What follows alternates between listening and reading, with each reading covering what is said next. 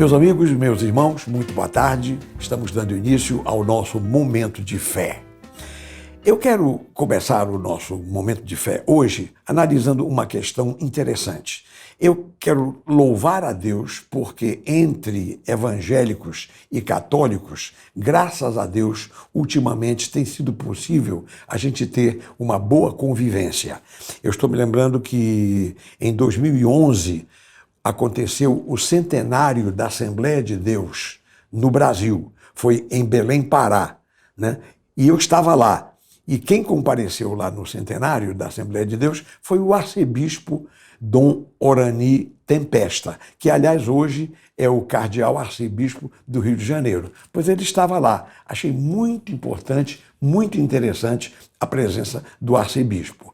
Eu mesmo tenho alguns padres que são meus amigos, eu tenho um certo bom relacionamento com diversos sacerdotes da Igreja Católica. Aliás, ao longo da minha vida, como pastor, em várias cidades onde eu estive, isso aconteceu. Então, portanto, a gente convive muito bem, graças a Deus. Agora, há as diferenças, evidentemente. E para mim, a questão maior, o aspecto bíblico maior que se constitui numa diferença é essa questão que nós reclamamos, nós evangélicos reclamamos, é o retorno à Bíblia, o retorno ao evangelho puro. Porque você sabe de uma coisa? O mundo está perdido, precisa de salvação. E Jesus veio ao mundo para salvar a humanidade. Então, para nós, e no meu entendimento, a doutrina mais importante do Evangelho, da Bíblia, é a doutrina da salvação pela fé em Jesus. Então, a coisa começa por aí. Se a gente for, digamos assim, mesmo conversar, sem falar em debater, discutir, mas só em conversar sobre algumas diferenças, para mim, a questão começa por aí. Ainda vou dizer mais. Quando a gente examina, analisa os vários grupos cristãos, a gente sempre nota que todos têm uma bagagem enorme de doutrinas, de hábitos, né? Que se chamam de usos e costumes.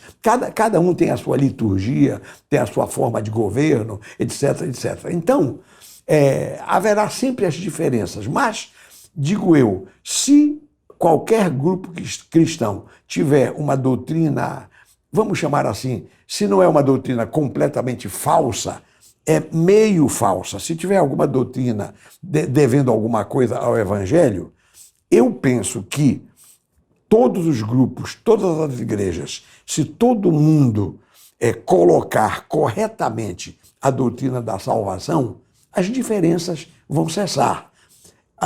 Todas as doutrinas com tendências a serem falsas, elas serão ajustadas, porque a base do Evangelho, eu repito, não é porque eu creio assim, não é porque nós evangélicos cremos assim, não é por isso não, é a verdade. Por que Jesus veio ao mundo? Para salvar a humanidade. Por que salvar? É porque a humanidade está perdida. Então, a essência do Evangelho é a questão da salvação. Portanto, meus queridos amigos, essa é a questão que eu queria levantar agora e queria pedir que os meus amigos, os meus irmãos, todos que me assistem, que meditem nisso. O Evangelho é o poder de Deus para a salvação de todo aquele que crê. Essa é a definição de evangelho segundo o apóstolo Paulo. Está escrito na carta aos Romanos, no capítulo 1, versículos 10 e 11, por ali. Está escrito isso. Agora, eu queria começar a finalizar o meu comentário, lendo aqui para os meus amigos o que nós consideramos o texto áureo da Bíblia. João, capítulo 3 e versículo 16. Onde nós encontramos a seguinte afirmação: porque Deus amou ao mundo de tal maneira que deu o seu Filho unigênito, para que todo o que nele crê não pereça, mas tenha a vida eterna. Sim, Este é o texto áureo da Bíblia. Então, para nós entendermos o que significa o cristianismo, a essência do cristianismo, nós temos que prestar atenção nestas afirmações. Deus amou ao mundo de tal maneira que deu o seu Filho unigênito. Então Jesus veio ao mundo porque o mundo estava perdido e Deus queria salvar o mundo através do seu Filho Jesus. E diz aqui, para que todo que nele crê, essa salvação é pela fé. Nós temos que crer em Jesus. E, inclusive diz aqui, aquele que nele crê não pereça. Aí temos que entender o sentido, esse sentido aqui dessa perecibilidade. O que quer dizer isso? Não pereça. Pois é, são questões para a gente conversar, para a gente examinar e ver na Bíblia o significado. E, inclusive diz, para que todo o que nele crê não pereça, mas tenha a vida eterna. Nós temos que entender, então, o que é essa vida eterna. Então, aí está, meus queridos amigos.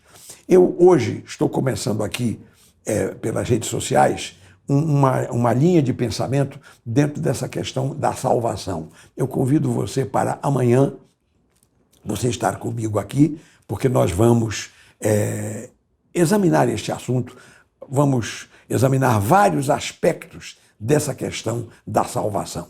Eu vou terminar agora este comentário, esta reflexão, e quero orar com os meus queridos amigos, com os meus queridos irmãos, como sempre eu faço. Porque você sabe de uma coisa? Quem abre os nossos olhos para nós entendermos a palavra de Deus é o próprio Deus.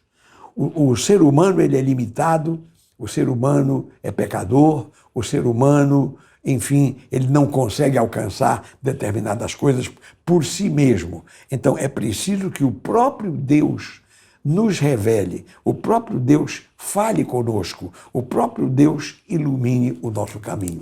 Então é o que nós vamos fazer agora, nós vamos pedir ao Senhor que Ele venha nos abençoar dessa maneira.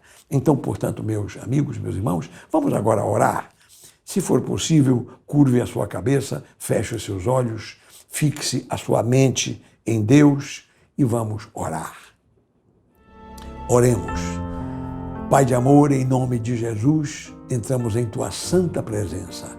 E eu quero Te louvar, meu Deus, porque a Bíblia é uma só, o Evangelho é um só, o nosso Deus é um só, a verdade do Evangelho é uma só. Então, Pai, eu quero pedir, revela-te a nós. Todas as pessoas que estão buscando a verdade, revela-te, guia, mostra o caminho, abre os nossos olhos para que nós possamos ver. Abre a nossa mente para que nós possamos entender. Abre os nossos ouvidos para que nós possamos ouvir. E assim, Pai, fala conosco, revela-te a nós. Meu Deus, meu Pai, meu Rei, eu oro com fé e te agradeço por tudo o que tu tens feito e por tudo o que tu vais fazer. Em nome de Jesus, a quem seja dada a glória e a honra para todo sempre, e que todo o povo de Deus diga amém e amém. Graças a Deus. Louvado seja o nome do Senhor.